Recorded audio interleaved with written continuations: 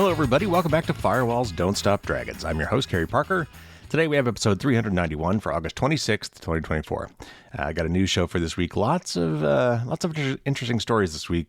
Some good ones, some kind of mixed bag stories, and a couple really important ones. And I'm doing a few less stories this week because I want to focus a lot on the last couple.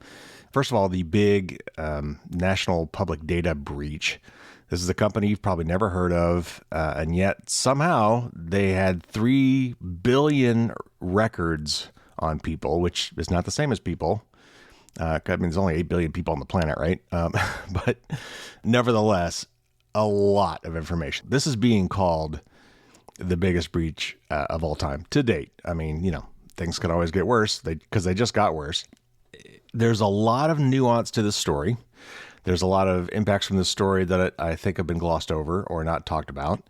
And it brings up a lot of issues for me. We've got a lot to talk about. So I was going to announce my crowdsourcing campaign, the next phase of that, because I'm trying, as you know, this year in particular, to find ways to expand my audience, to reach more people. I want to help as many people as possible. And I feel like I've kind of plateaued a little bit in terms of my reach. And so I need to find clever ways to expand my audience. And I am going to lean on you guys for some ideas of that. And I've got maybe some fun ways to incentivize you to do so. So anyway, I got some plans around that, but I'm going to save that probably for next week to announce because we've got a lot of stuff to talk about today. So there's really been an odd sort of a perfect storm going on here. It all started when I interviewed Jason Edison from Intel Techniques about OSINT, and I've been wanting to do a show about open source intelligence for a long time, and it's something that I thought was interesting, basically to show people just how much information about all of us is readily available today on the internet if you just know how to look for it. And so we had a really great discussion with Jason, and part of what they do is they have a workbook, which I have taken and kind of adapted or expanded or, did my own take on. In a series of articles that I called OSINT. One was for reconnaissance and one was for remediation, and we have talked about those in the past. Well, since then, we had this massive data breach. This breach was from a data broker, so it just goes to show, how much information these guys have on us. And also, Consumer Reports just published a really good paper on data deletion services like Delete Me. You may have heard of them, and there's several others that they reviewed, and it was very interesting. There's some very interesting results in there, and I think it dovetails very well with everything that I've been telling you. But nevertheless, from that and from the data breach and other things I've learned in the last week or so, I am going to slightly amend my recommendations, and that is the subject of today's tip of the week. So all that to say, we're going to cover some really interesting topics today, some very important topics today. I'm going to give you a lot of advice. I'm going to give you a lot of opinions that have been triggered as a result of all these news stories. And so, back to the notion on the awareness campaign, this might be an interesting podcast for you to share with other people to give them an idea of my style, what I do. And again, this will be chock full of a lot of very interesting information. So real quick on the rundown, we're going to be talking about how Illinois has just approved a more business-friendly overhaul to their biometric privacy law, which I don't think is a good thing. But then I've got several other stories that were pretty good. For one, a U.S. appeals court has ruled that geofence warrants are unconstitutional, and I'll explain what those are. The EFF has a very interesting article on surveillance pricing, something that you may not even be aware was happening. But it's yet another consequence of our surveillance capitalism society where, because the U.S. has basically no privacy laws, advertising and marketing companies are collecting ridiculous amounts of information, and they're using it to make more money and to our detriment. In government news, the Federal Trade Commission, the FTC, has announced a final ruling on banning of fake review sites and testimonials that's very interesting. The Consumer Financial Protection Board, another U.S. government agency, is forecasting a new rule for cracking down on consumer data sales, which is very much related to these data brokers. And then we're going to talk about this national public data breach. And we're going to come at it from a few angles. First of all, the LA Times has a fairly interesting high-level article about what happened and what was contained in this.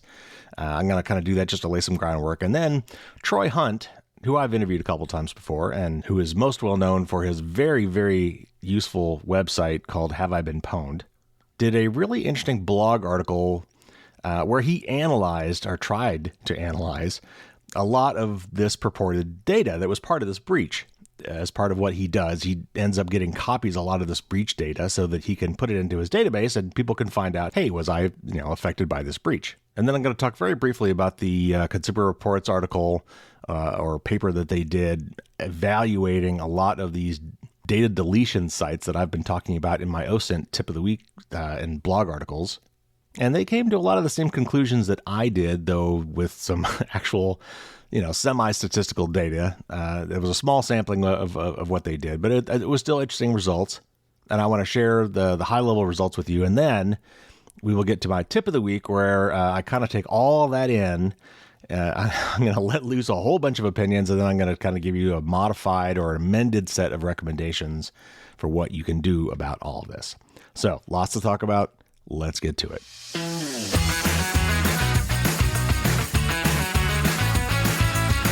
Okay, first up, this is from Reuters, and it's about Illinois' BIPA, or Biometric Information Privacy Act. It's just been amended in a way that I don't really like.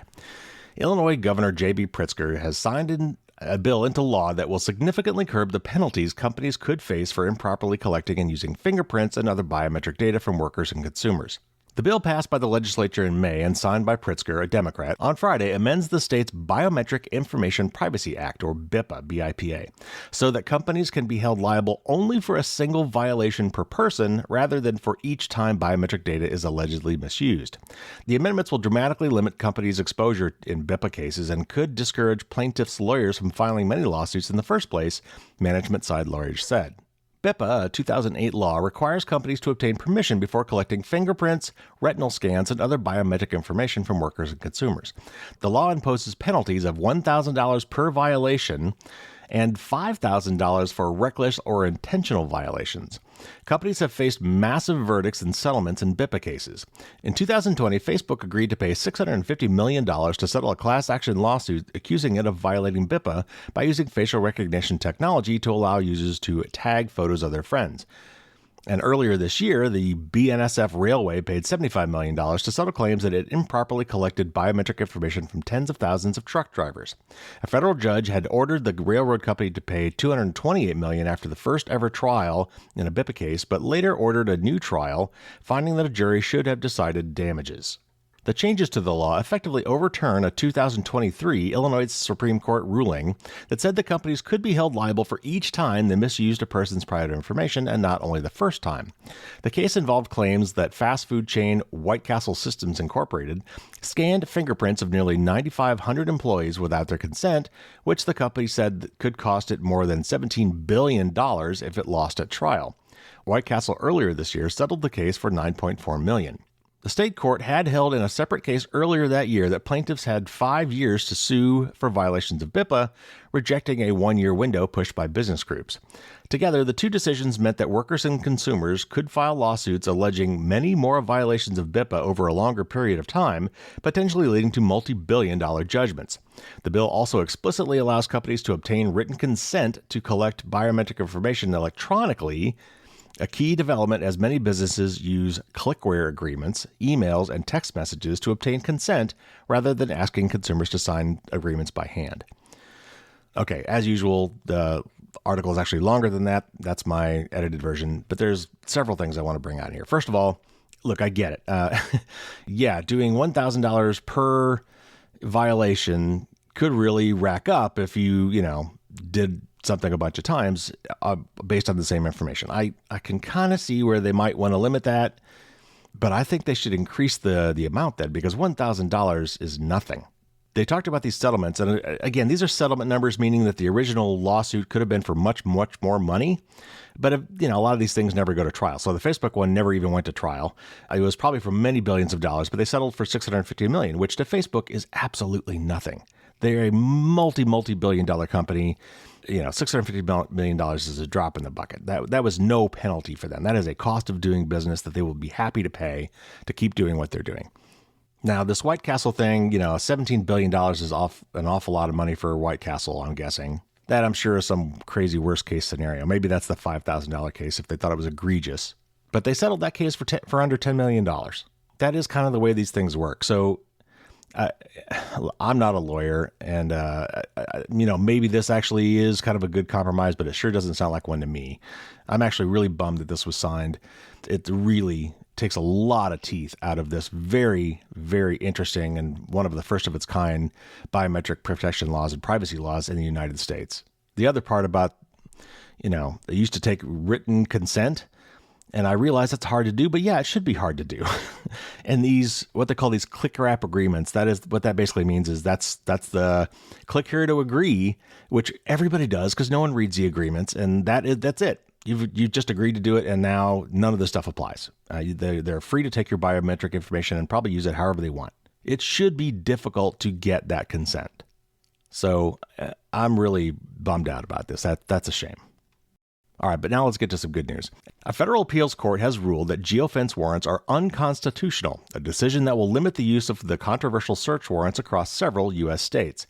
The Friday ruling, and this was actually, I think, a couple of Fridays ago, the Friday ruling from the U.S. Court of Appeals for the Fifth Circuit, which covers Louisiana, Mississippi, and Texas, found that geofence warrants are quote, categorically prohibited by the Fourth Amendment, unquote, which protects against unwarranted searches and seizures. Civil liberties and privacy advocates applauded the ruling, which effectively makes the use of geofence warrants unlawful across those 3 U.S. states for now. Geofence warrants, also known as reverse search warrants, allow police to draw a shape on a map, such as over a crime scene, and demand that Google or any other company that collects user locations search its entire banks of location data for any phone or device that was in that area at a specific point in time. But critics have long argued that geofence warrants are unconstitutional because they can be overbroad and include information on entirely innocent people. The court case centers on an armed robbery of a U.S. Postal Service worker in Mississippi in February of 2018, in which police used a geofence warrant to identify the individuals suspected of the robbery. The Fifth Circuit's opinion comes to a different conclusion than a similar case heard last month in the Fourth Circuit, which covers North Carolina, Virginia, and West Virginia. That ruling found that accessing Google's stores of location data does not count as a search and upheld the legality of geofence warrants across those states. In its case, the Fifth Circuit disagreed and found that police seeking data from Google's vast stores of location data for a criminal suspect does in fact constitute a search. But because the bank of data is so big and because the entire database has to be scanned, the court ruled that there is no legal authority capable of authorizing a search, per a blog post by Professor Oren Carr analyzing the ruling. The court said in its ruling, this search is occurring while law enforcement officials have no idea who they are looking for or whether the search will even turn up a result. Indeed, the quintessential problem with these warrants is that they never include a specific user to be identified, only a temporal and geographic location where any given user may turn up post-search. This is constitutionally insufficient, unquote. Carr, in his analysis, said the ruling, quote, raises questions of whether any digital warrants for online contents are constitutional, unquote. Because tech companies like Google, Uber, Snap, and others collect and store huge amounts of its users' location data and histories on its servers, this data can be obtained by law enforcement. If the data didn't exist, the problem would be moot. The use of geofence warrants has rocketed in recent years, at one point amounting to about 1/4 of all U.S. legal demands the company received. Google said late last year that it would begin storing users' location data on their devices, making geofence warrants less useful for law enforcement. Okay, so obviously the way things work in the U.S. is as these cases filter up through the appeals system in the U.S. court system, there are different areas of responsibility for these courts. And when you're talking about these circuit courts, they have a small geographical area, usually by state, that they apply to. In this case, we've got 2 different circuit courts with 2 different agreements on similar cases. And so, eventually, hopefully, these will go to the Supreme Court and we'll get this all sorted out. But at least, in this case, I think this is ruled correctly. Again, not a lawyer, but these do seem like unreasonable searches and seizures to me. We'll see what happens when it gets to the Supreme Court, but this was at least one win on our side of the ledger. Okay, next up, this is an article from the EFF, the Electronic Frontier Foundation, and It covered something that I think is very interesting and something that I haven't talked about a lot, and something that sounds like tinfoil hat kind of territory, but they have examples in here. And so I thought it was interesting. So anyway, here we go. Digital surveillance is ubiquitous. Corporate snoops collect information about everything we do, everywhere we go, and everyone we communicate with. Then they compile it, store it, and use it against us. Increasingly, companies exploit this information to set individualized prices based on personal characteristics and behavior. This surveillance pricing allows retailers to charge two people different prices for the exact same product, based on information that the law should protect, such as your internet browsing history, physical location, and credit history. Fortunately, the Federal Trade Commission, the FTC, is stepping up with a new investigation of this dangerous practice. Surveillance pricing analyzes massive troves of your personal information to predict the price you should be willing to pay for an item and charge you accordingly. Retailers can charge a higher price when it thinks you can afford to spend more, on payday, for example, or when you need something the most, such as in an emergency. For example, in 2019, investigative journalists revealed that the prices on the Target app increased depending on a user's location. The company charged significantly higher prices when a user was in a Target parking lot than it did when a user was somewhere else. These price increases were reportedly based on the assumption that a user who has already traveled to the store is committed to buying the product and is therefore willing to pay more, whereas other shoppers may need a greater incentive to travel to the store and purchase the product. Similarly, Staples used users' location information to charge higher online prices to customers with fewer options nearby. The website did this by offering lower prices to customers located within approximately 20 miles of a brick-and-mortar Office Max or Office Depot store. The American privacy deficit makes surveillance pricing possible. Unlike many other countries, the U.S. lacks a comprehensive privacy law. As a result, companies can often surveil us with impunity. Unregulated data brokerages buy and sell the enormous amounts of information generated every time you swipe a credit card, browse the internet, visit the doctor, drive your car, or simply move through the world while in possession of a mobile phone. And it is difficult to shield yourself from prying eyes. Corporate surveillance yields comprehensive, but often inaccurate and unappealable, personal profiles. Surveillance pricing uses these profiles to set prices for everything from homes to groceries. This is fundamentally unfair. You have a human right to privacy, even though U.S. lawmakers haven't updated privacy laws in decades. You shouldn't be spied on, period. And constant surveillance pricing compromises your ability to freely use the internet without fear of adverse economic consequences. Surveillance pricing, a form of price gouging according to U.S. Senator Sherrod Brown, may also suppress market competition. It incentivizes the continuous, fine-grained extraction of your data because it offers big companies a competitive advantage and the ability to charge higher prices by collecting more personal information than their competitors. This fosters a race to the bottom that rewards companies that win by violating our privacy rights, and it puts smaller competitors at a disadvantage when they don't have reams of intimate data about their potential customers. Consumers know that surveillance pricing is unfair, but our legal rights to resist it are exceedingly limited. Some websites simply ignore browsers' requests not to be tracked. And I'll come back to that in a minute. Others have even charged higher prices to consumers who use digital privacy tools to prevent tracking. For example, they increase regular prices and then offer discounts only to customers who allow the companies to collect their data. This kind of pay-for-privacy scheme undermines your personal choices and disproportionately harms people who can't afford to pay for their basic rights. This is a critical time to resist surveillance pricing. Most vendors have not adopted it yet. Correcting course is still possible, and it's vital for our right to privacy. Good news. The FTC recently announced that it is investigating surveillance pricing practices. Specifically, the FTC ordered 8 companies to provide information about surveillance pricing tools they make available to others. The FTC sent these orders to MasterCard, Revionics, Bloomreach, JP Morgan Chase, Task Software, PROS for pros, Accenture, and McKinsey & Company. These 8 firms play a key role in the collection, analysis, and weaponization of your private information. They are the middlemen that provide surveillance pricing tools to other companies. In particular, the FTC instructed the companies to submit reports detailing technical specifics of tools, the types and sources of consumer information they use, which companies are currently using them, and how they impact consumer prices. As FTC Chair Lena Khan explained, quote, Firms that harvest Americans' personal data can put people's privacy at risk. Now firms could be exploiting that vast trove of personal information to charge people higher prices. Americans deserve to know whether businesses are using detailed consumer data to deploy surveillance pricing, unquote. These FTC investigations are an important step towards public understanding of opaque business pricing practices that may be harming consumers. Increased transparency into new pricing models will facilitate efforts to curb this unfair pricing practice and could be the prelude to a rulemaking or enforcement action to halt the practice altogether. Comprehensive privacy legislation would prevent companies from accumulating massive amounts of our information in the first place. Companies cannot charge prices based on our personal information if they don't have it. Most importantly, strong legal protections for your privacy would guard against the emergence of new, increasingly harmful ways of weaponizing your data against you. Without a strong, comprehensive federal privacy law, surveillance pricing may give way to a never-ending parade of ways to use the most intimate facts about your life against you. So I thought that was a very interesting and well-written article. I'm really very happy to see that the FTC is taking this action. Lena Khan has done some amazing work. And I'll be extremely interested to see what the FTC finds out from these companies. I'm not sure how much they will cough up, but I'd love to see a congressional hearing about this as well, where these guys get grilled.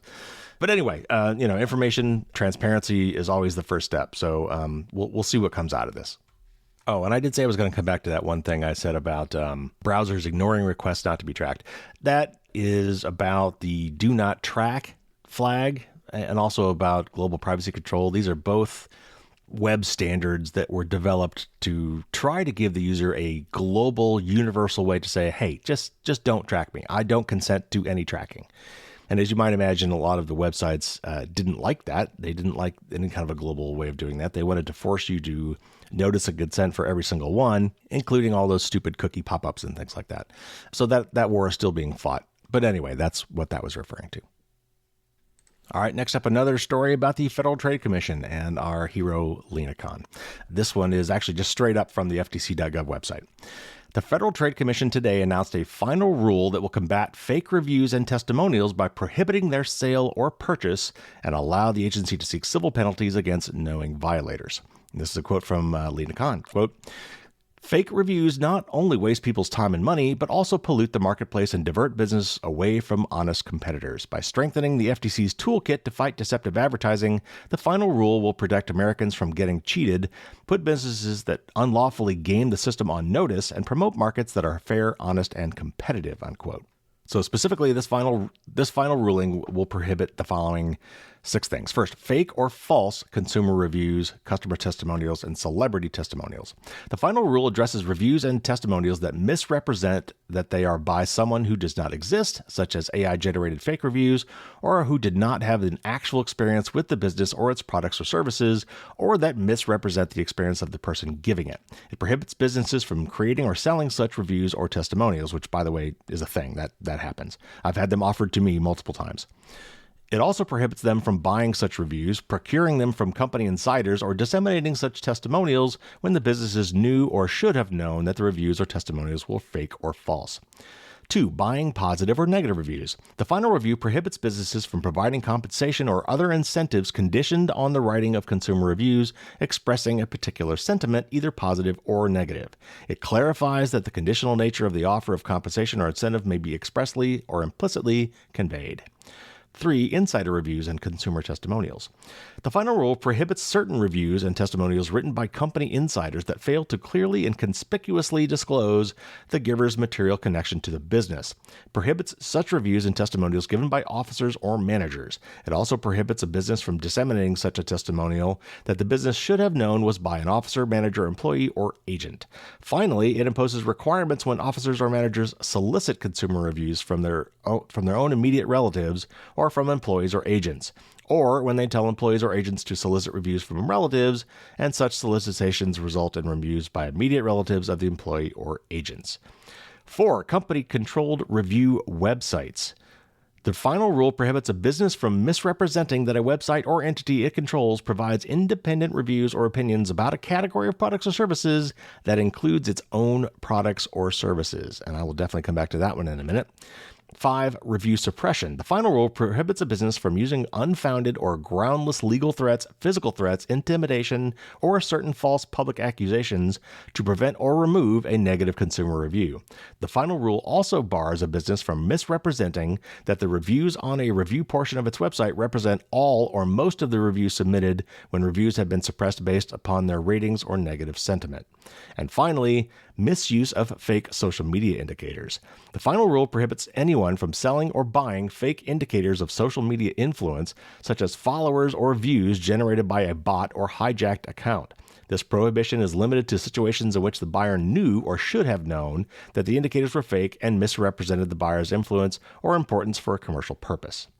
The Commission vote to approve the final rule and accompanying statement of basis and purpose was 5-0. The rule will become effective 60 days after the date it's published in the Federal Register. Now, I don't know when it's going to get published. I don't know how long that takes, but it sounds like this is going to go into effect soon.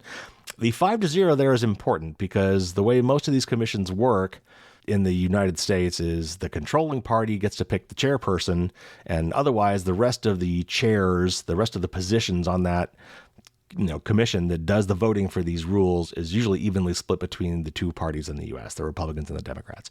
So the fact that it was a unanimous ruling, I think, was pretty important and says a lot. The review suppression thing is interesting. They're going to have to be really careful about, a lot of these things say, well, they should have known better, right? They should have known that was fake. They should have known that was an employee or the spouse of the employee or whatever. That gets a little shady, and, the should part of that could be hard to prove. But I think one of the most interesting aspects to this is the one that I kind of highlighted there, and that is the company-controlled review websites. And this is something that is rampant in some of the security industry, in particular VPNs. I've talked about this before, but a lot of the VPN review sites are actually, if you look into who owns the websites ultimately, because a lot of times there's shell companies and subsidiaries and entities with different names or doing business as or whatever, people have done the research and have found that in a lot of cases, kind of like we talked about with Zoe McDonald, where a lot of the dating apps are ultimately owned by two companies, a lot of VPNs are owned by just a handful of companies, and they also happen to own a lot of the sites that review VPNs. And what do you know? Their products always seem to do really well in the rankings. So this is not unique to VPNs, but that is one place where this definitely happens. So I think this is a really interesting story. It'll be interesting to see how this shakes out, especially to get some more inside baseball for you, especially for those maybe outside the U.S. But I've learned a lot of civics lessons in the last few years in the U.S. because of all these really weird edge cases we keep hitting. But the U.S. Supreme Court, with its newly conservative majority, has recently ruled in what's called the Chevron case that deference should not be given to a lot of these agencies where ambiguity in their remit or capabilities to regulate things is ambiguous. And so, this would be a prime candidate, for example, for pro-business politicians or lawyers or companies or lobbying groups or whatever to sue over something like this and say, hey, this is outside your authority. And now they've got some reason to think that it might be. So this is not the end of this, unfortunately. There's a lot of nuance to this. But, today I will take this win and certainly applaud the idea behind this ruling. All right, next up, yet another win for government regulation. Okay, sorry. This is about the CFPB, or the Consumer Financial Protection Board, the creation of Senator Elizabeth Warren. On August 15th, CFPB Director Rohit Chopra announced plans for a new CFPB rules that would strictly limit the types of consumer data that can be sold by businesses and ensure that data brokers comply with the Fair Credit Reporting Act, or FCRA. The announcement came during a White House roundtable event focused on protecting individuals' data privacy and as part of a broader federal crackdown on third-party data brokers. Director Chopra highlighted two proposals in particular that the CFPB is considering. First, the rules would define a data broker that sells certain types of consumer data as a consumer reporting agency, and that's a term of art that is a legal term. The CFPB is considering a proposal that would generally treat a data broker's sale of data regarding, for example, a consumer's payment history, income, and criminal records as a consumer report because that type of data is typically used for credit, employment, and certain other determinations. This would trigger requirements under the FCRA for ensuring accuracy and handling disputes of inaccurate information, as well as prohibit misuse. A second proposal would address confusion around whether so-called credit header data is a consumer report. Much of the current data broker market runs on personally identifying information taken from traditional credit reports, such as those sold by Equifax, Experian, and TransUnion. This includes key identifiers like name, date of birth, and social security number that are contained in consumer reports generated by the credit reporting companies. The CFPB expects to propose to clarify the extent to which credit header data constitutes a consumer report, reducing the ability of credit reporting companies to impermissibly disclose sensitive contact information that can be used to identify people who don't wish to be contacted, such as domestic violence survivors. The CFPB is expected to publish an outline of the new proposals and alternative rules under consideration.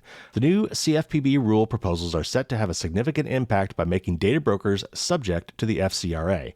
Any updated rules under the FCRA can be enforced by the CFPB and state law enforcement across sectors of the economy. The Federal Trade Commission, the Department of Transportation, the Department of Agriculture, and other agencies can enforce these rules for specific sectors under their jurisdiction. Accordingly, companies potentially impacted by the new rules should review Director Chopra's remarks and any formal proposals published in the coming weeks to ensure compliance. So this is how the government works. This is how regulations come into being. Like the previous one, this may be an area where, there could be a lawsuit filed that could go up to the Supreme Court and they could say, based on what you just said about Chevron, these guys don't have the authority to do this, blah, blah, blah. So with that caveat, this is still very interesting because if you recall, when we were talking in previous shows and previous tips of the week on OSINT, one of the things you find as you go to these data brokers and you look for yourself is a big warning that says, by clicking this thing here and looking at this information, you are agreeing to the following.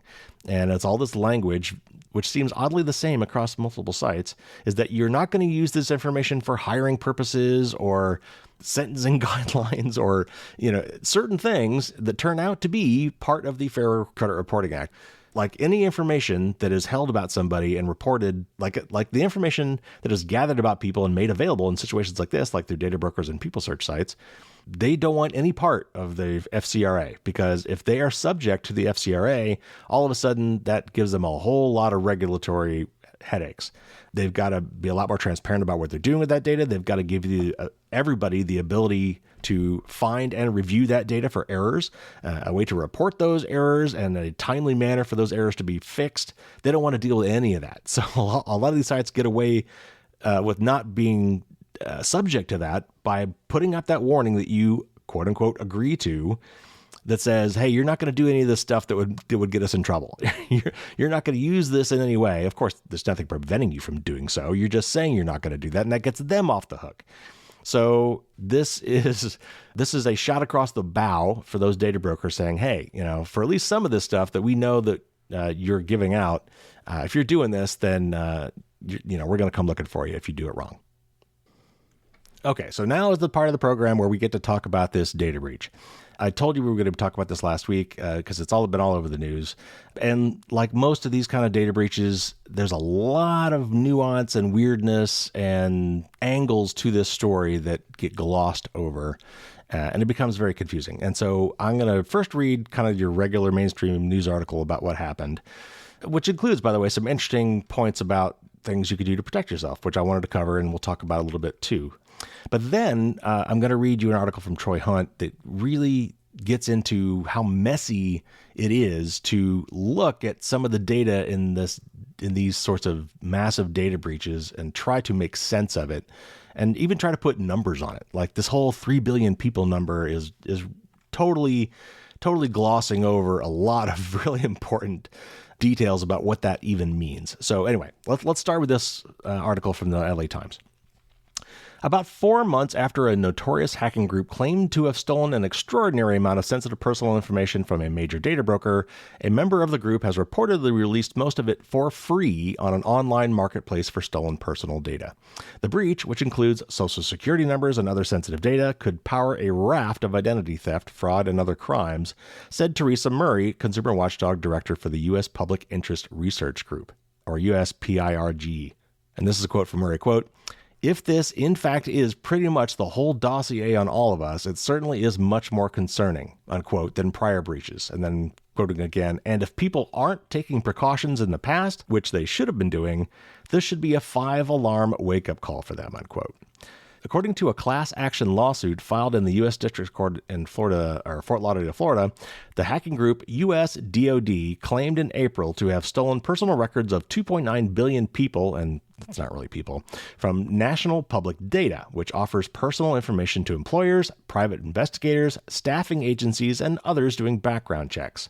The group offered in a forum for hackers to sell the data, which included records from the United States, Canada, and the United Kingdom, for $3.5 million, a cybersecurity expert said in a post on X, or Twitter. Last week, a purported member of US DoD, identified only as Felice, told the hacking forum that they were offering the full NPD database, according to a screenshot taken by Bleeping Computer. The information consists of about 2.7 billion records, which is different than people, each of which includes a person's full name, address, date of birth, social security number, and phone number, along with alternate names and birth dates, Felice claimed. National Public Data didn't respond to a request for comment, nor has it formally notified people about the alleged breach. It has, however, been telling people who contacted via email that, quote, "We are aware of a certain third-party claims about consumer data and are investigating these issues," unquote. Several news outlets that focus on cybersecurity have looked at portions of the data Felice offered and said they appear to be real people's actual information. If the leaked material is what it's claimed to be, here are some of the risks posed and the steps you can take to protect yourself. The leak purports to provide much of the information that banks, insurance companies, and service providers seek when creating accounts and when granting a request to change the password on an existing account. A few key pieces appeared to be missing from the hacker's haul. One is email addresses, which many people use to log into services. Another is driver's license or passport photos, which some government agencies rely on to verify identities. Still, Murray of PIRG said that bad actors could do all kinds of things with the leaked information, the most worrisome probably being to take over someone's accounts, including those associated with their bank, investments, insurance policies, and email. With your name, social security number, date of birth, and mailing address, a fraudster could create fake accounts in your name or try to talk someone into resetting the password on one of your existing accounts. Another quote from Murray, she said, quote, "For somebody who's really suave at it, the possibilities are really endless," unquote. And basically that is a reference to what we call social engineering. It's also possible that criminals could use information from previous data breaches to add email addresses to the data from the reported national public data leak. That's doing correlation across multiple breaches. Armed with all of that, Murray said, quote, "You can cause all kinds of chaos, commit all kinds of crimes, steal all kinds of money," unquote. Data breaches have been so common over the years, some security experts say sensitive information about you is almost certainly available in the dark corners of the internet. If you suspect that your social security number or other important identifying information about you has been leaked, experts say you should put a freeze on your credit files at the 3 major credit bureaus, Experian, Equifax, and TransUnion. You can do so for free, and it will prevent criminals from taking out loans, signing up for credit cards, or opening financial accounts under your name. The catch is that you'll need to remember to lift the freeze temporarily if you are obtaining or applying for something that requires a credit check, which, by the way, can be a lot of things you might not think about, like applying for a job or getting utilities set up at a new place or renting an apartment. This information is often used for all sorts of things other than just straight up financial stuff. Placing a freeze can be done online or by phone, working with each credit bureau individually. And it goes on to talk about that a little bit, but I put a link in my show notes to my article that I wrote on how to freeze your credit and why you should do it. So look in the show notes for that. If you want to know whether you have something to worry about, multiple websites and service providers such as Google and Experian can scan the dark web for your information to see whether it's out there. But those aren't specific to the reported national public data breach. For that information, try a free tool from the cybersecurity company Pentester that offers to search for your information in the breached national public data files. And there is a link to that site in particular also in the show notes. If you think you can remember it, it's pretty easy. It's just NPD, as in the national public data, npd.pentester.com, pentester.com, but it's in the show notes. As important as these steps are to stop people from opening new accounts in your name, they aren't much help protecting your existing accounts. Oddly enough, those accounts are especially vulnerable to identity thieves if you haven't signed up for online access to them, Murray said. That's because it's easier for thieves to create a login and password while pretending to be you than it is for them to ask to crack your existing login and password. So Again, this is what I call planting your flag. This is making sure you establish your online account for things that automatically exist, like your government accounts, like IRS and Social Security, which, by the way, are almost all now held under login.gov or id.me. But if you have not done so, you really should claim those accounts for yourself before someone else tries to claim them for you. And the information provided in breaches like this one would make it much easier for them to do so. So that's called planting your flag. And I've got another article about that and all the many places that you might want to consider doing that. So again, look for the link in the show notes to that. Or go to my website, firewallstonestopdragons.com, and search on planting your flag. Okay, back to the article. Of course, having strong passwords that are different for every service and changed periodically helps. I would argue with the periodically part. If they're really strong and unique, I don't think you need to change them unless maybe there was a breach. But otherwise, what you really need is strong and unique passwords. Password manager apps offer a simple way to create and keep track of passwords by storing them in the cloud, essentially requiring you to remember one master password instead of dozens of long and unpronounceable ones. These are available both for free, such as Apple's iCloud Keychain, and for a fee. So again, let me stop. This is about password managers. You absolutely should be using a password manager. I don't know any of my passwords. The only one I know is my master password for my password manager. I use Bitwarden. You could also look at 1Password, but you absolutely need to be using a password manager. Beyond that, experts say it's extremely important to sign up for two-factor authentication. That adds another layer of security on top of your login and password. The second factor is usually something sent or linked to your phone, such as a text message. A more secure approach is to use an authenticator app, which will keep you secure even if your phone number is hijacked by scammers. And yes, scammers can hijack your phone number through techniques called SIM swaps and port-out fraud, causing more identity theft nightmares. To protect you on that front, AT&T allows you to create a passcode restricting access to your account. T-Mobile offers optional protection against your phone number being switched to a new device, and Verizon automatically blocks SIM swaps by shutting down both the new device and the existing one until the account holder weighs in with the existing device. So let me stop again.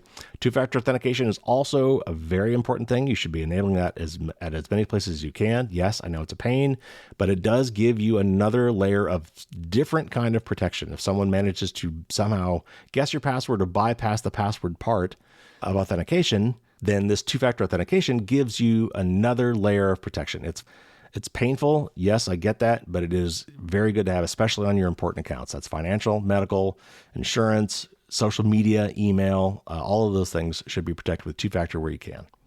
And yes, you should also be protecting your phone account for lots of reasons. I mean, our phones are now central to our lives, and that phone number is now basically equivalent to us. It's an identifier that's basically just like your social insurance or social security number that follows you for life, except it's a lot less secret. And people with access to that phone number and that account could get up to a lot of mischief. So you should also be making sure that whatever your mobile provider provides in terms of protecting access to your account, that you should enable that. And back to the article. As much or more than hacked data, scammers also rely on people to reveal sensitive information about themselves. One common tactic is to pose as your bank, employer, phone company, or other service provider with whom you've done business, and then try to hook you with an email or a text. Banks, for example, routinely tell customers that they will not ask for their account information by phone. Nevertheless, scammers have coaxed victims into providing their account numbers, logins, and passwords by posing as bank security officers trying to stop an unauthorized withdrawal or some other supposedly urgent threat. People might even get an official-looking email purportedly from National Public Data offering to help them with the reported leak, Murray said. Quote, "It's not going to be NPD trying to help. It's going to be some bad guys overseas," unquote, trying to con them out of sensitive information, she said. It's a good rule of thumb never to click on a link or call a phone number in an unsolicited text or email. If the message warns about fraud on your account and you don't want to simply ignore it, look up the phone number for that company's fraud department, it's on the back of your debit and credit cards, and call for guidance.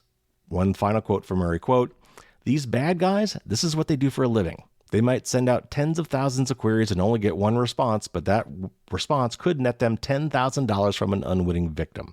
$10,000 in one day for having one hit with one victim, that's a pretty good return on investment. That's what motivates them," unquote. So, like I said, that article covered a lot of ground and covered a lot of the top tips for security. And unfortunately, after a breach like this, we need to we need to be reminded about the kind of things we should be doing, and if we're not doing them, get on it. Okay, now I'm going to move on to a story you probably haven't heard. And this, again, is from Troy Hunt. It's a blog article he put on his website, troyhunt.com, about this data breach. And he is one of the security researcher, service provider people who would be in a position to see the actual breach data.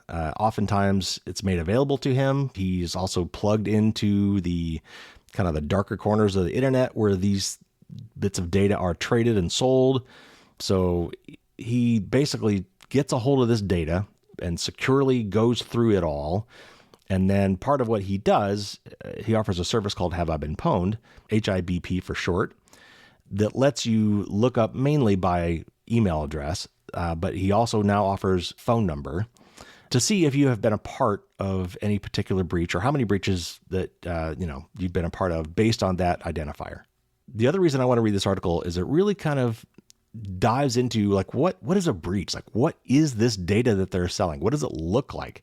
Functionally, how does one find information in this data set? And are they files? Are they, Word documents? What are these things? I thought that was something that's not well understood, and this article gets into a lot of that, so I thought you might find that interesting. And it also helps to expose why it's so hard to put numbers on these things. Like 3 billion people is the number that makes all the headlines, which sounds crazy. And it is, because it's not really 3 billion people. It's 3 billion records, or it's close to 3 billion records. And a lot of those records correspond to the same person. So there's a lot of multiple records per person kind of thing, which is common in these data breaches. Also, this article is going to expose the fact that a lot of these data breaches are just conglomerations, like this accretion of breaches over the years, where bad guys, particularly when they try to sell this stuff, want to make it sound as big as possible. So what they really do to kind of pump up the numbers is they include previous breach data to try to make it even bigger. So anyway, let me read this kind of long article, and it's actually much longer than this. I've tried to pull out the important parts, and then you'll understand a little bit more what I'm talking about. So this is Troy saying this. I decided to write this post because there's no concise way to explain the nuances of what's being described as one of the largest data breaches ever. Usually, it's easy to articulate a data breach. A service people provide their information to had someone snag it through an act of unauthorized access and publish a discrete corpus of information that can be attributed back to that source. But in the case of national public data, we're talking about a data aggregator most people have never heard of, where a quote-unquote threat actor has published various partial sets of data with no clear way to attribute it back to the source. And they're already the subject of a class action to add yet another variable into the mix. I've been collating the information related to this incident over the past couple months, so let me talk about what's known about the incident, what data is circulating, and what remains a bit of a mystery. Let's start with the easy bit. Who is National Public Data, or NPD? They're what we refer to as a data aggregator. That is, they provide services based on large volumes of personal information they hold. From the front page of their website, quote, criminal records, background checks, and more. Our services are currently used by investigators, background check websites, data resellers, mobile apps, applications, and more, unquote. There are many legally operating data aggregators out there, and there are many that end up with their data in Have I Been Pwned, or HIBP. In April, we started seeing news of national public data and billions of breached records, with one of the first references coming from the dark web intelligence account. Back then, the breach was attributed to US DoD, a name to remember as you'll see that throughout this post. The embedded image is the first, and there's lots of images in this, which I obviously can't show you. So if you want to see the whole article, and I encourage you to do so if you have time, find the link in the show notes. The embedded image is the first reference of the 2.9 billion number we've subsequently seen flashed all over the press, and it's right there alongside their request for $3.5 million for the data. Clearly, there's a financial motive involved here, so keep that in mind as we dig further into the story. That image also refers to 200 gigabytes of compressed data that expand out to 4 terabytes when uncompressed. But that's not what initially caught my eye. Instead, something quite obvious in the embedded image doesn't add up. If this data is, quote, the entire population of USA, Canada, and UK, unquote, which is about 450 million people in total, what's the $2.9 billion number we keep seeing? Because that doesn't reconcile with reports about, quote, nearly 3 billion people, unquote, with Social Security numbers exposed. Further, social security numbers are a rather American construct, with Canada having SINs, or social insurance numbers, and the UK having, well, NI, national insurance numbers, are probably the closest equivalent. This is the constant theme you will read about in this post, stuff just being a bit off. But hyperbole is often a theme with incidents like this, so let's take the headlines with a grain of salt and see what the data tells us. I was first sent data allegedly sourced from MPD in early June. The corpus I received reconciled with what VX Underground, and that's the name of that's a handle for somebody on social media, I think, reported on around the same time. And this is, I think, from VX Underground, a tweet that says, April 8th, 2024, a threat actor operating under the moniker USDOD placed a large database up for sale on Breached, which is a forum titled National Public Data. They claimed it contained 2.9 billion records on United States citizens. They put the data up for sale for $3.5 million. That's the end of the quote. In their message, they refer to having received data totaling 271.1 gigabytes uncompressed, which aligns with the sum total of the two files I received. They also mentioned that data contains first and last names, addresses, and social security numbers, all of which appear to be in the first file above, among other fields. These first rows also line up precisely with the post dark web intelligence included in their earlier tweet. And in case you're looking at it and thinking, that's the same social security number repeated across multiple rows with different names, those records are all the same people, just with the names represented in different orders and with different addresses, all in the same city. In other words, those 6 rows only represent one person, which got me thinking about the ratio of rows to distinct numbers. Curious, I took 100 million samples and found that only 31% of the rows had unique SSNs, so extrapolating that out, 2.9 billion would be more like 899 million. That is something to always be conscious of when you read headline numbers. 2.9 billion doesn't necessarily mean 2.9 billion people, it often means rows of data. Speaking of which, those two files contain, and they give exact numbers here, 1.7 billion and basically 997 million rows respectively for a combined total of 2.696 billion. Is this where the headline number comes from? Perhaps, it's close. At this point in the story, there's no question that there is legitimate data in there. From the aforementioned bleeping computer story, quote, numerous people have confirmed to us that it included their and family members' legitimate information, including those who are deceased. And a quote from VX Underground, quote, it also allowed us to find their parents and nearest siblings. We were able to identify someone's parents, deceased relatives, aunts, uncles, and cousins. Additionally, we can confirm this database also contains this is not written properly, also contains informed on individuals who are deceased. Some individuals located had been deceased for nearly 2 decades. So, and this is really important, so listen up.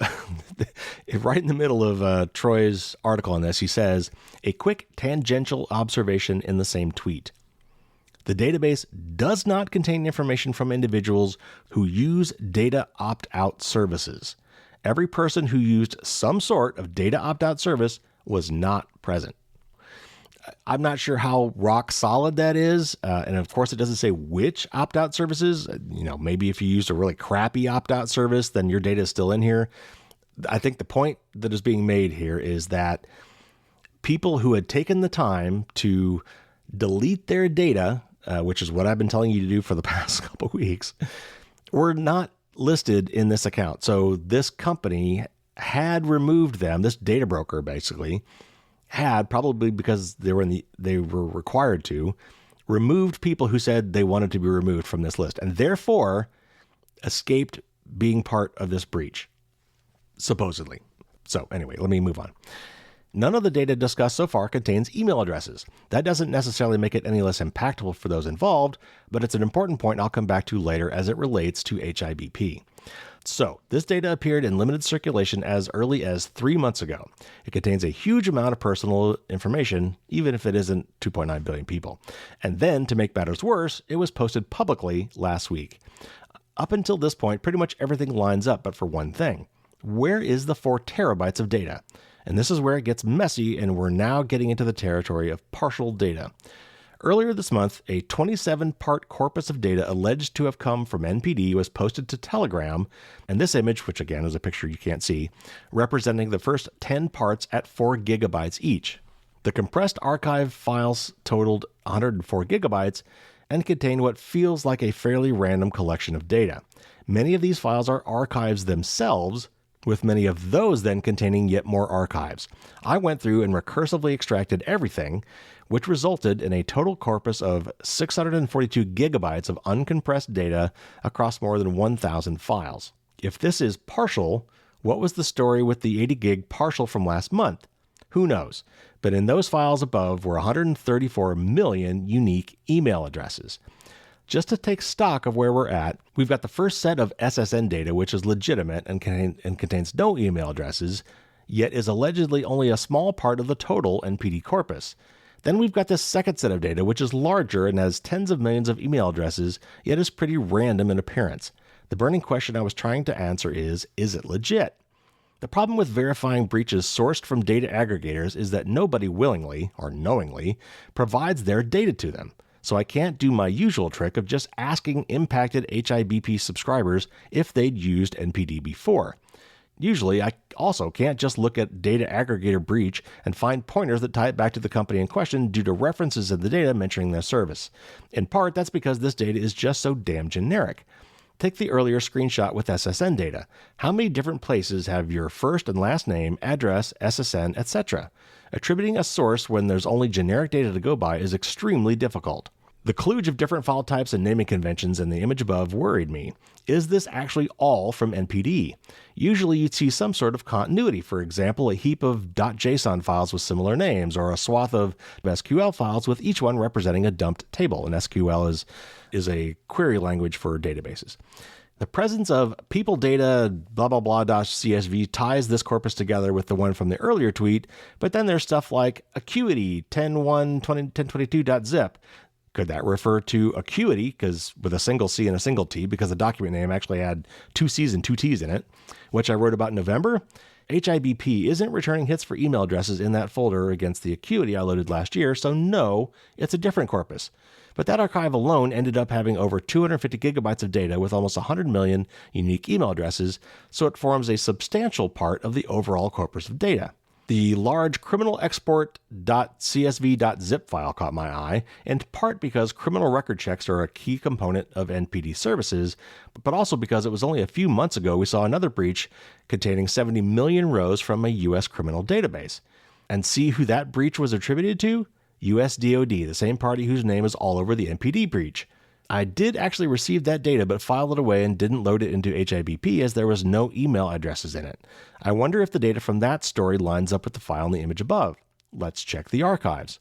And he shows another image. Different file name, but hey, it's the same exact size. Given the NPD breach initially occurred in April and the criminal data hit the news in May, it's entirely possible the latter was obtained from the former, but I couldn't find any mention of this correlation anywhere. Side note, this is a perfect example of why I retain breaches in offline storage after processing, because they're so often helpful when assessing the origin and legitimacy of new breaches. Continuing the search for oddities, I decided to see if I myself was in there. On many occasions now, I've loaded a breach, started the notification process running, walked away from the PC, then received an email from myself about being in the breach. I'm continually surprised about the places I find myself in, including this one. Damn it. It's an email address of mine, yet clearly none of the other data is mine. Not my name, not my address, and the obfuscated numbers definitely aren't familiar to me. Of the total 28 rows with my email address on them, the 2 unique date of births put me as being born in either 1936 or 1967. Both are a long way from the truth. All right, we're almost done here. Bear with me. A cursory review of the other data in this corpus revealed a wide array of different personal attributes. One file contained information such as height, weight, eye color, and ethnicity. The uk.txt file in the image above merely contained a business directory with public information. I could have dug deeper, but by now there was no point.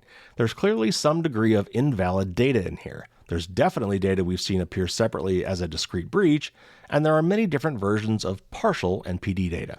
If I were to take a guess, there are 2 likely explanations for what we're seeing. First, this incident got a lot of press due to the legitimacy in the initial dump of Social Security numbers, and the subsequent partial dumps are riding on the coattails of breach hysteria. And 2, NPD siphoned up a heap of publicity circulating data to enrich their offering, and it got snagged along with the initial released SSN data. Both of these are purely speculative, though, and the only parties that know the truth are the anonymous threat actors passing the data around and the data aggregator that's now being sued in a class action. So yeah, we're not going to be able to see any reliable clarification anytime soon. Instead, we're left with 134 million email addresses in public circulation and no clear origin or accountability. I sat on the fence about what to do with this data for days, not sure whether I should load it, and if I did, whether I should write about it. Eventually, I decided it deserved a place in HIBP as an unverified breach, and per the opening sentence, this blog post was the only way I could properly explain the nuances of what I discovered. This way, impacted people will know if their data is floating around in this corpus, and if they find this information unactionable, then they can do precisely what I would have done had I not loaded it: nothing. Lastly, I want to re-emphasize a point I made earlier on. There are no email addresses in the Social Security number files. If you find yourself in this data breach via HIBP, there's no evidence your SSN was leaked, and if you're in the same boat as me, the data next to your record may not even be correct. And no, I don't have a mechanism to load additional attributes beyond email addresses into HIBP, nor point people in the direction of the source data. Some of you will have received a reminder about why I don't do that just a few days ago. And I'm definitely not equipped to be your personal lookup service, manually trawling through the data and pulling out individual records for you. So treat this as informational only, an intriguing story that doesn't require any further action. Okay, so the article is actually much longer than that, and there's a lot of interesting pictures. If you find this sort of analysis interesting, please see the original article and go through it. What I wanted to convey by reading a good bit of this article is that understanding what is in a breach is not as straightforward as you might think. Again, a lot of these breaches are really conglomerations of multiple breaches. A lot of bad guys, because they're usually trying to sell this information, try to beef it up or fatten it up or fluff it up with lots of extra junk to try to make it seem really big. Like the file size is really big. 4 terabytes, that's a lot of data. It also goes to show that, let's say you were a criminal on the dark web and you wanted to buy this data. And you buy this data, it's not always that usable. Sometimes you really have to kind of figure out, like, what am I looking at? What is this data? How do I parse through all this data? It's not even the same kind of data. It's multiple different things that I've got to figure out. It's not that straightforward. And on top of all that, a lot of this data is wrong. So either the data brokers that gathered information got it wrong, which is possible, that happens, or the data has been corrupted, or the data has been somehow mixed up, or in a lot of cases, since some of these things are done by inaccurate identifiers like names, some people share names or very similar names or slight misspellings of your name. So it's what I wanted you to know is that, yes, this is a bad data breach. There were a lot of records in this data. A lot of the records were heterogeneous. They weren't from the same place. They didn't have the same information. Some of that information was partial, but it wasn't 2.9 billion people. It was 2.9 billion records. And even the definition of a record is kind of loose. And when you're looking at something this disparate and this messy. So I wanted to, I guess, kind of peel back the curtain a little bit and show you what really is going on when some of these breaches occur. Not all of them this way. Some of them are just straight up breaches. Sometimes it's a straight up database where all the information is very nicely formatted. It's all in a single format and it's very usable by the bad guys. But very often when we're looking at this level, these massive headline grabbing data breaches, often it's this sort of information which is truly mixed up and hard to process, and a lot of the numbers that they throw around don't always have the meaning that you think they do. Now, again, if you want to search for your email address as part of this, you can go to haveibeenpwned.com. I will put a link in the show notes to that. You can also go to the npd.pentester.com to look and see if your social security number is in there. You can actually search by multiple fields, and it will show you multiple records, and it will redact like your social security number. I think it just gives you the last 2 digits. So if you want to see if you're part of that, you can search and see if you're part of that. But I've got a lot more kind of high-level thoughts I want to get to in a second. I want to just very briefly talk about one more semi-related thing that I'm going to bring it all together for that tip of the week. And this is from Consumer Reports. And this is just a very short article about a report that they created on people search site removal services like Delete Me. And it says briefly here, 7 years ago, I typed my own name into a search engine and was horrified to learn that my name, age, home address, and phone number were publicly posted by multiple people search sites without my knowledge, let alone consent. Shortly after finding my own data online, I started maintaining a data broker opt-out list for people who wanted to manually remove their own information from people search sites. I've been updating it since 2017 as new sites keep cropping up and existing sites change their opt-out processes. People search sites are largely unregulated, have generally opaque practices and operations, and can be confusing and time-consuming for consumers to navigate, which we've talked about extensively over the last couple news shows. Given that, it's easy to understand why people would prefer to pay to have someone fill out forms and solve CAPTCHAs on their behalf. We joined forces with Tall Poppy, an organization that builds tools and offers services to help companies protect their employees against online harassment and abuse, to evaluate 7 different people search removal services. We recruited 32 participants from Consumer Reports, enrolled them in a people search removal services, and manually opted them out in a control group and evaluated the results. Today, we're releasing the full report of our findings. So you can find the link to that full report. I recommend you read it. It's not super long, actually. It's pretty easy to get through, maybe 17 pages. But let me just give you the TLDR version, and that is that yes, there are many, many sites that do this. They are difficult to navigate if you want to do it yourself, but there is a lot of personal information out there. If you go look for it, you will be surprised. And there are companies that you can pay, like Delete Me and Canary and Optory and Easy Opt-Outs. Or I think they evaluated, what they just said, 7 or so. And they found a very wide range of results on how well these companies worked at deleting your data, deleting your profiles online. And what they found basically was, which is what I've been saying, is that doing it yourself is the most effective way to do it. And it's certainly the cheapest because doing it yourself is free. It just takes time, doesn't cost money. All these other services charge money. Some of them charge a lot of money. I think one of the ones that did the best was $250 a year. And it's a subscription because a lot of these profiles will keep popping up because they're getting them from public information. So they just keep going out and getting more public information and they repopulate your profiles. So it's something you got to keep on top of. So it's very painful. And that's because we don't have, good regulations in the United States. Okay, so all of that brings me to our tip of the week and my final article, if you go to my website, about OSINT, or open source intelligence, and what you can do about that. I call it Final Steps. The first one of the articles was OSINT reconnaissance, and the second one was OSINT remediation. But before I get into that, I want to kind of look back at all the stuff we've talked about today and give you some high-level takes on what I think about all of this. So first of all, as you're probably already picking up on, in a very real sense, it's too late to hide or delete your sensitive data. Your name, current and past addresses, birth date, email addresses, phone numbers, and even these supposedly secret identifiers like your social security number or similar are already lost many times over. This breach is just the most recent one. Equifax and others have released a lot of the same information over the years. It's been leaked, shared, sold, and copied multiple times at this point. Probably. If you're younger, maybe not, for example, or if you have already taken steps in previous years to delete your data from some of these sites, perhaps you avoided some of these things here, at least with this breach. But you might be thinking, look, it's too late. The horse has left the barn, the cat's out of the bag, genie's out of the bottle. Pick your metaphor, but you might think, what's the point? But there is still a point, and I'll get to that here in a minute. But we do need to kind of assume that this information is no longer secret, probably. And therefore, really should no longer be used to authenticate people for any reason.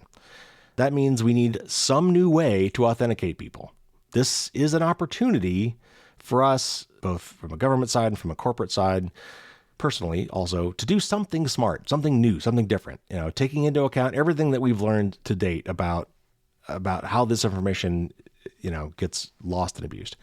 We need some sort of system to identify individuals, but something that we have much more control over personally. One that doesn't rely on a single trusted entity or a single master secret.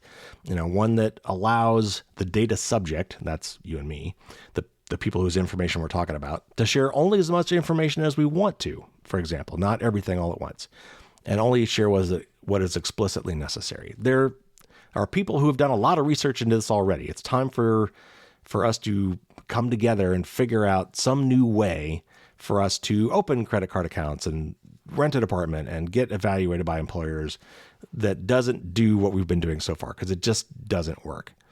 Just specifically, we've got to stop using our social security number as some super secret thing that only I know and you know. And so that's how I prove that I am who I say I am. That number is out there. It's not just me who knows that now. Also, like knowledge-based questions. We can't use those anymore either. That comes from our credit report usually, and all that information is out there now too, in one shape or another. I mean, we can't be using things like that to authenticate people and identify people anymore. Too many other people know that information now. Or we need other ways to protect our accounts and things beyond just those things. That we can't just rely on that information to let people access an account or take over an account or change a password or things like that. We need more. We also should avoid using biometrics, because biometrics are really more of an ID than a password. You can't change who you are. So in the meantime, what do we do? Well, we need to delete as much information as we can, up to what our local laws allow. And unfortunately, in the United States, that's very spotty depending on where you live, what state you're in, because there is no federal law, and the state laws in most cases are pretty weak if they exist at all. But many of these companies will still honor your request to delete or at least suppress your data. And we've been talking about how to do that in the previous shows. But you also need to freeze your credit. If you're in the United States, freeze your credit report at the main 3 bureaus, maybe the 4th one too. Again, my article talks about that. There is just no reason not to. It's free. You can freeze and thaw as many times as you want without paying any money. That used to be true. It is true now, thanks to a law. And it's really not that hard to do. And it's the one key thing that everybody can do to protect themselves from identity theft, for the most part. I mean, that's like the one big thing you should be doing. And like this article I just read says, we all need to be using, unique, strong passwords, which means you need to be using a password manager. You need to use 2-factor authentication wherever you can. You should be using a 2-factor authentication app with time-based PIN codes instead of SMS if you can. You need to lock your cell phone account with a PIN or however that's done with your provider. These are all things that we just talked about that everyone should be doing. The time has come. You can't put these things off any longer. These are all basic things that all of us need to be doing. And when you protect yourself, you also protect those around you. It's not just about you. Your security, your privacy overlap mine. So even if you don't care about yourself, if you care about your immediate family in particular, you need to be doing these things, and you need to help them do these things as well. Now, I will say that, just at a higher level, this type of data breach should never have been possible in the first place. No company should have been allowed to obtain this much information on anyone, let alone everyone. I don't care how good your security is, how many layers of protection you put on it. That should not be legally allowed to happen. I would even argue that the governments shouldn't be allowed to have this much information, at least not all in one place and not for large swaths of people. It should be, very limited, protected by multiple heterogeneous security mechanisms and highly segmented and compartmentalized, because data is inevitably looted, lost, leaked, or otherwise liberated. So the potential damage for any of those events needs to be circumscribed. And when these breaches inevitably happen, the companies responsible usually offer, free credit monitoring. Big deal. I mean, take it.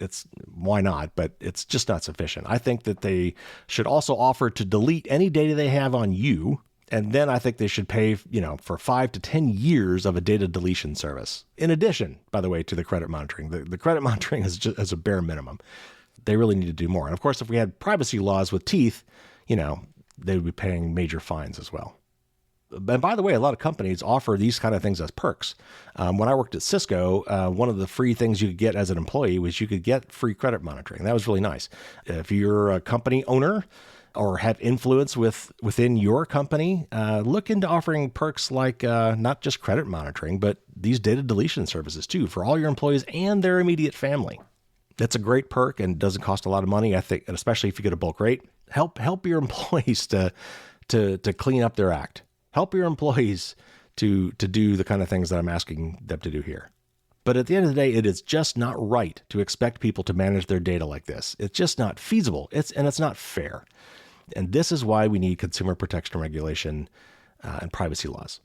So after all that, is there any point to trying to delete your data? Yes, actually still. I bet a lot of people 6 months ago would have said no, but had they done what I have been recommending you do for the past month or so, they very likely might not have been in this particular massive breach. Because according to Troy Hunt and according to the person who he quoted, people who had taken the option of deleting their data from a lot of these data brokers were not included. And who knows, the next one could be somehow worse. So yeah, the best time to have done this would have been, 10 years ago. But the second best time is right now. So now to all that leading up to my very short, actually, tip of the week. I'm not going to go through everything that we've gone through before. Definitely check out my articles on the web about this. There's 3 of them now. This latest one called Final Steps basically says, based on what this Consumer Reports article said and the data they got from evaluating a lot of these companies, there were some interesting options that I want to amend my OSINT recommendations with. And that is basically this. I still think it's important for you to do it for yourself because I think it's important that you see the information that's out there about you and kind of see how these things work. So, I still think doing the 2 data brokers I talked about and the 8 people search sites, I think that's worth giving that a good old college try yourself. However, if you just cannot bring yourself to do that, or you want to do this for your whole family and don't want to do it that many times, Optory was one of the services that had the best removal rate as evaluated by Consumer Reports, but they were $250 annually. However, Optory has a free tool that you can use that will just search for you. And I think they look at 600 different sites. And they will, after a few hours, give you a report of everything they found, including images from those sites of what they found, and also links that take you to the places on those sites where you can request your data to be removed. So that is a free way to kind of cheat and have someone do it for you. If you can't bring yourself to do it, that is a second best option that I can recommend. Also, and this is really the hard part, going through the trouble of actually trying to ask for your data to be deleted and getting messages back saying, I don't believe you really are who you say you are, prove who you are, do this, this, and this, or we don't agree that we should do this or whatever. Sometimes they push back. A lot of times these places immediately say no, and then you've got to do something follow up. If you cannot even, over a series of months, work through these things yourself, if you just cannot find your way to do that, easy opt-outs looks like a pretty good solution. Of all the other ones that I've looked at, this one is truly unique. Like, it's a couple guys that decided, my data's out there. I don't like that. So I'm going to help people to delete their data. They've got a very simple website. It's a very simple but straightforward and honest privacy policy. And until these guys sell out, which they, maybe they'll do, hoping they won't. But for now, this looks like an honest, altruistic website put together by these guys to say, you know what, $20 a year, we will delete as much of this data as we can. And according to Consumer Reports, who evaluated their services, they did a pretty good job. Like, for example, in their report, I'll give you some numbers. In their report, they found that people who did it manually, the way I've been recommending you do it, managed to get about 70% of their profiles removed within a week. And the other cases, they gave them 1 week, 1 month, and 4 months. And they found that easy opt-outs managed to get 65% of the profiles removed, and they charged $20 a year. And they did it, I think, within 4 months. Optory did 68%, but they were $250 a year. I definitely don't recommend that you spend that kind of money. I have done the top 10 list that I told you about, and myself manually, and some of that stuff did get removed. Some of it I still need to follow up on, but I'm going to go ahead and try easy opt-outs myself and see what they can do for me. So I will report back eventually on what I find, but I've already seen enough at this point that I think I can recommend them. It's only $20 a year. I would recommend probably keeping it going. You could start with Optory, the free Optory tool, just to kind of see what's out there, and then if you don't want to even try to take any of the time to do this yourself, sign up for an Easy Opt-Outs account. Obviously, in both of the cases for Optory and Easy Opt-Outs, you're going to have to give them information about you, ironically, for them to find information about you. So give them as little as you can. But from what I can see, the terms of service, the privacy policy, and even their FAQ on Easy Opt-Outs, it's very simple, it's very straightforward, it's very honest, it's very limited. If I was going to do a service like this, I think this is pretty much what it would look like. So check out my latest article on firewallsdon'tstopdragons.com. There's a link in the show notes where I talk a little bit more about this stuff, and including a little bit more about Consumer Reports findings. I also mentioned a tool in there called Results About You from Google that you might want to look at. Basically, you put in your information about your email addresses, your names, your phone numbers, and Google will constantly go through its search results to try to find that information, which, let's face it, that's what most regular people would do if they were trying to find something about you. And they can at least tell you, hey, you showed up with these search results, or your phone number showed up here, your email showed up here. And then you can ask Google to remove that from their search results. That doesn't remove the original source of that. But for a lot of people, if you can't Google it, it doesn't exist. So, that's something else you could do too. All of that is in my article. So there you have it. There is a lot of news, a whole lot of my opinions, and some more things you could do to protect yourself with my tip of the week.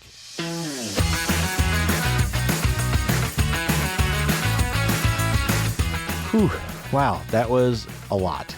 Thank you for hanging in there with me. I hope you found that interesting and actionable. I hope you learned a lot today. We've covered some interesting aspects to data breaches and how this whole system works that I don't think we've paid enough attention to before. And we had some actual good news. We actually had some good news today about the government stepping up in a few different key ways to make things better, or the courts. So not always bad news, but for me, more to the point, there are things that you can and should be doing to protect yourself and your loved ones from these sorts of data breaches. And as we saw with the surveillance pricing report, there's a lot of ways that this information can materially be used against you and directly cost you money. The other one we talked about recently was how people's driving habits were being reported to data brokers, and that was being sold to insurance companies, and people's rates were going up. This is a real thing with real consequences. Privacy matters. Privacy is important, and privacy is power. But anyway, I think I've done enough soapboxing for this week. Check out the show notes. There's a lot of great stuff in there. You can find information about my book and my newsletter and becoming a patron and supporting what I'm doing here. You can even get cool merch and swag if you want to get a hat or a t-shirt or something with my logo on it. I even have a website to help you generate really cool passphrases with D20 dice. So a lot of great stuff. If you haven't checked out the show notes, dig through there. There's a lot of stuff in there that you might have forgotten about. Next week, we'll have the promised interview with Andy Yen. We're going to be talking about Proton Wallet, Proton Docs, the new Proton Foundation, and AI, and a whole bunch of other stuff. So tune in next week for that. All right, take care, everybody. Stay safe out there. And until next week, as always, don't get caught with your drawbridge down.